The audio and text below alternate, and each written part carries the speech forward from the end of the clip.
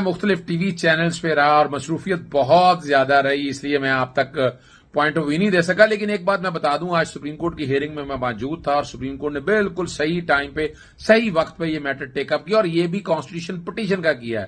چونکہ حالات اور واقعات آپ کے سامنے ہیں. لاہور ہائی کورٹ میں سے کوئی معاملہ زیر التوا نہیں ہے. لاہور ہائی کورٹ کے الیکشن کرانے کے حوالے سے میری پٹیشن ڈسمس کر دی تھی 22 فروری کو 12:15 بجے قریب، اور اس کے 6 گھنٹے بعد الیکشن کمیشن نے الیکشن پوسٹ پون کر دیا. تو ریمیڈی سی پی ایل ہے میری، وہ بھی آ رہی ہے اور معاملہ اب سپریم کورٹ کے سامنے ہے. دوسری بات ہے، ٹائم بھاگ رہا ہے، ٹائم دوڑ رہا ہے، 90 دن کا ٹائم گزر رہا ہے. تو پھر کس نے ٹیک اپ کرنا ہے الیکشن؟ آپ کی اعلیٰ عدالتوں کی ڈیوٹی ہے بنیادی حقوق کا تحفظ فراہم کرنا اور انفورسمنٹ کرنا. اور جو ڈبیٹ شروع کی گئی جسٹس سید منصور علی شاہ کے ڈائسنٹ نوٹ کے، اس کی کوئی آئینی اور قانونی حیثیت نہیں ہے.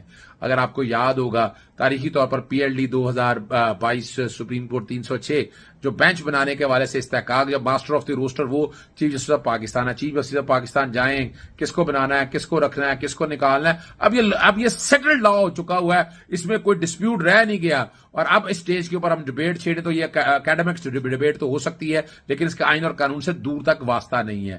اس فیصلے میں دوسری جو بات کہی گئی یہ ہے کہ جناب وہ جو 2 ججز کا فیصلہ کیا، وہ فیصلہ 9 ممبر بینچ نے دستخط کیے ہوئے ہیں، اور دستخط کر کے نیا بینچ ریکانسٹیٹیوٹ کرنے کی بات خود اسی فیصلے کے اندر کی ہوئی ہے.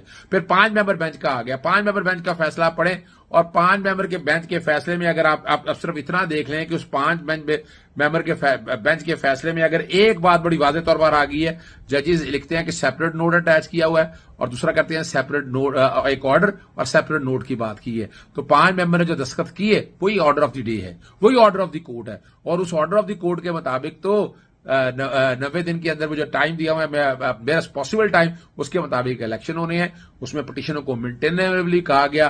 اب آ کے 2 ممبر اگر کہہ دے، ڈائسنٹ کہہ کے 2 ممبروں نے اور کیا، تو پھر آپ کو پھر جانا پڑے گا وہ غلام محمود ڈوگر والی درخواست کے اندر.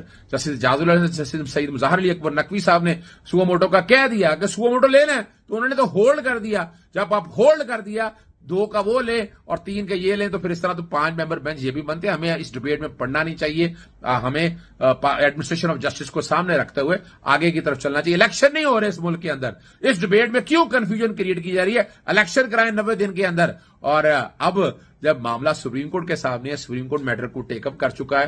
90 دن میں سے کیسے نکلا ہے؟ 254 ریسکیو نہیں کرتا. اب یاد رکھیے گا، پوسٹ فیکٹو اپروول کے حوالے سے بات ہے، اور اس میں الیکشن کمیشن کا اختیار، الیکشن کمیشن کے فیصلے میں اتنا ابہام ہے. ویسے